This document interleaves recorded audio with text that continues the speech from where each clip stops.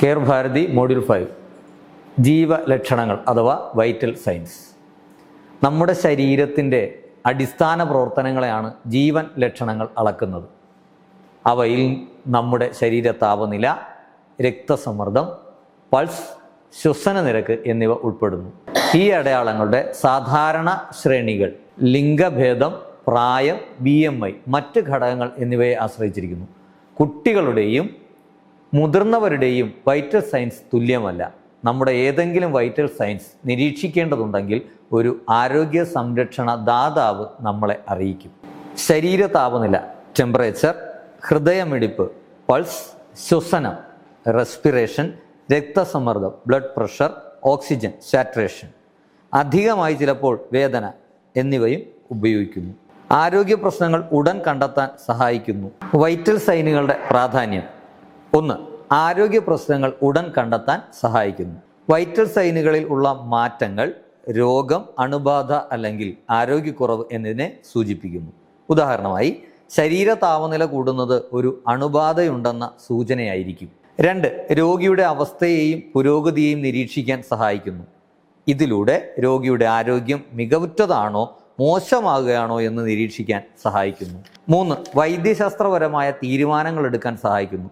ഡോക്ടർമാർക്ക് ചികിത്സ ക്രമീകരിക്കാനും മാറ്റം വരുത്തുവാനും സഹായിക്കുന്നു. ഉദാഹരണമായി, രക്തസമ്മർദ്ദം കുറഞ്ഞാൽ മരുന്നുകൾ അല്ലെങ്കിൽ ദ്രവങ്ങൾ നൽകേണ്ടി വരാം. 4. അടിസ്ഥാന നില രൂപപ്പെടുത്താൻ സഹായിക്കുന്നു. ഓരോ രോഗിയുടെയും സാധാരണ വൈറ്റൽ സൈൻ അറിയുന്നതിന് അവരുടെ സ്വാഭാവിക നില മനസ്സിലാക്കാൻ സഹായിക്കുന്നു. അടിയന്തര അവസ്ഥയിൽ നിലവിലെ നിലയെ താരതമ്യം ചെയ്യാൻ ഇത് ഉപകാരപ്രദമാണ്. 5. ചികിത്സയുടെ ഫലങ്ങൾ പരിശോധിക്കാൻ സഹായിക്കുന്നു. ഓക്സിജൻ നൽകുന്നതിന് ശേഷം ഓക്സിജൻ സാച്ചുറേഷൻ മെച്ചപ്പെടുത്തണം. 6. രോഗിയുടെ സുരക്ഷ ഉറപ്പാക്കാൻ സഹായിക്കുന്നു. ലൈഫ് ത്രെട്ടണിങ് അവസ്ഥകൾ കണ്ടെത്താൻ സഹായിക്കുന്നു. ഉദാഹരണമായി സ്ട്രോക്ക്, ഹൃദയാഘാതം, ശ്വാസതടസ്സം എന്നിവയൊക്കെ. വൈറ്റൽ സൈനുകൾ അടിസ്ഥാനമാക്കി ഉടൻ ചികിത്സാ നടപടികൾ സ്വീകരിക്കുന്നതിലൂടെ ജീവൻ രക്ഷിക്കാൻ സാധിക്കുന്നു. മുതിർന്ന ആളുകളിൽ സാധാരണ ലക്ഷണങ്ങൾ കാണാൻ വൈകാൻ സാധ്യതയുള്ളതിനാൽ വൈറ്റൽ സൈനുകൾ നിരീക്ഷിക്കുന്നത് ഏറെ പ്രധാനമാണ്. ചെറിയ മാറ്റങ്ങൾ പോലും ഗുരുതര ആരോഗ്യ പ്രശ്നങ്ങൾക്കുള്ള സൂചനയായിരിക്കും. ശരീര താപനില ഒരു വ്യക്തിയുടെ ആരോഗ്യനില വിലയിരുത്താൻ സഹായിക്കുന്ന ഒരു പ്രധാന സൂചികയാണ്. ഒരു മനുഷ്യൻ്റെ സാധാരണ ശരീര താപനില 36.5 ഡിഗ്രി സെൽഷ്യസ് മുതൽ 37.5 ഡിഗ്രി സെൽഷ്യസ് വരെയാണ്.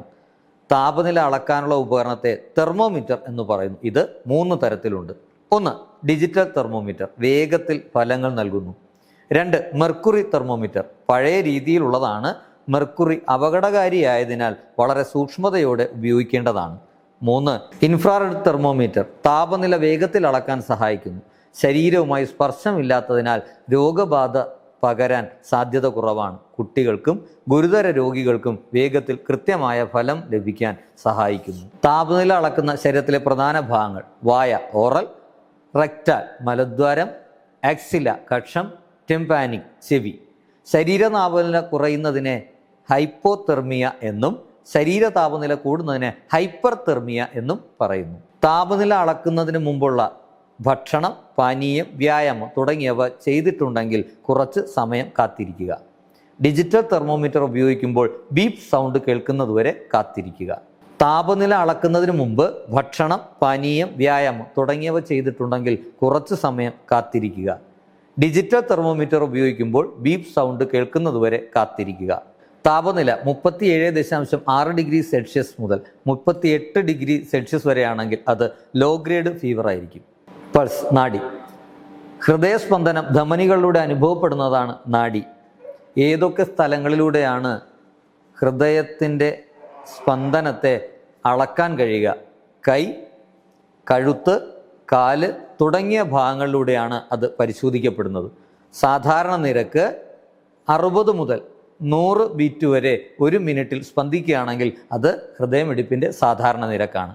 അസാധാരണമായിട്ടുള്ള നാഡിമിടിപ്പ്, വളരെ വേഗത്തിൽ നാഡി അനുഭവപ്പെടുന്നതിനെ ടെക്കികാർഡിയ എന്ന് പറയുന്നു. വളരെ മന്ദഗതിയിൽ നാഡി അനുഭവപ്പെടുന്നതിനെ ബ്രാഡികാർഡിയ എന്നും പറയുന്നു. ശ്വസനം, റെസ്പിറേഷൻ. ശരീരത്തിൽ ഓക്സിജൻ ഉൾക്കൊണ്ട് കാർബൺ ഡൈ ഓക്സൈഡ് പുറത്തുവിടുന്ന പ്രക്രിയയാണ് ശ്വസനം എന്ന് പറയുന്നത്. ആരോഗ്യവാനായ ഒരു മുതിർന്ന വ്യക്തിയുടെ സാധാരണ ശ്വാസനിരക്ക് 1 മിനിറ്റിൽ 12 മുതൽ 20 വരെയാണ്. കുട്ടികളിൽ ഇത് വ്യത്യാസമാണ്. അളക്കുന്ന വിധം: രോഗിയെ സൗകര്യപ്രദമായി ഇരുത്തുക അല്ലെങ്കിൽ കിടത്തുക.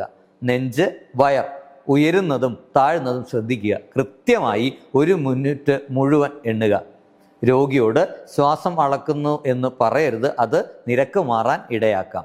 രോഗിയോട് ശ്വാസം അളക്കുന്നു എന്ന് പറയരുത്, അത് നിരക്ക് മാറാൻ ഇടയാക്കാം. ശ്വാസത്തിൽ അനിയന്ത്രിതമായ വേഗതയെ ടാക്കിപ്പീനിയ, വളരെ കുറഞ്ഞ വേഗതയെ ബ്രാഡിപ്പീനിയ എന്ന് പറയുന്നു. ബ്ലഡ് പ്രഷർ, രക്തസമ്മർദ്ദം. ഹൃദയം രക്തം പമ്പ് ചെയ്യുമ്പോൾ ധമനികളുടെ നേരെ ഉണ്ടാകുന്ന സമ്മർദ്ദമാണ് രക്തസമ്മർദ്ദം. രക്തസമ്മർദ്ദം അളക്കാൻ ഉപയോഗിക്കുന്ന ഉപകരണമാണ് സ്പിഗ്മാനോമീറ്റർ. ഒരു സാധാരണ മനുഷ്യന്റെ രക്തസമ്മർദ്ദം 120/80 mmHg ആണ്.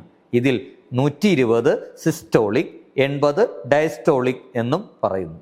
140/90 mmHgയിൽ കൂടുതലായി രക്തസമ്മർദ്ദം ഉയർന്നാൽ അതിനെ ഹൈപ്പർ ടെൻഷൻ എന്ന് വിളിക്കുന്നു. 90-60 mmHgയിൽ കുറവായി രക്തസമ്മർദ്ദം ഉയർന്നാൽ അതിനെ ഹൈപ്പോ ടെൻഷൻ എന്നും വിളിക്കുന്നു. ബ്ലഡ് പ്രഷർ, അതായത് രക്തസമ്മർദ്ദം അളക്കുന്നതിലൂടെ ഹൈപ്പർ ടെൻഷൻ, ഹൈപ്പോ ടെൻഷൻ എന്നിവ നേരത്തെ തിരിച്ചറിയാൻ സഹായിക്കുന്നു. ഓക്സിജൻ സാച്ചുറേഷൻ, ശരീരത്തിൽ ഓക്സിജൻ അളവ് അറിയുവാൻ ഉപയോഗിക്കുന്ന ഉപകരണമാണ് pulse oximeter. Normal oxygen saturation 95% മുതൽ 100% വരെയാണ്. എന്നാൽ 95% നിന്നും കുറയുന്നതിനെ ഹൈപ്പോക്സ്മിയ എന്നും പറയുന്നു. 95% താഴെ കുറയുകയാണെങ്കിൽ എത്രയും പെട്ടെന്ന് വൈദ്യസഹായം തേടുക.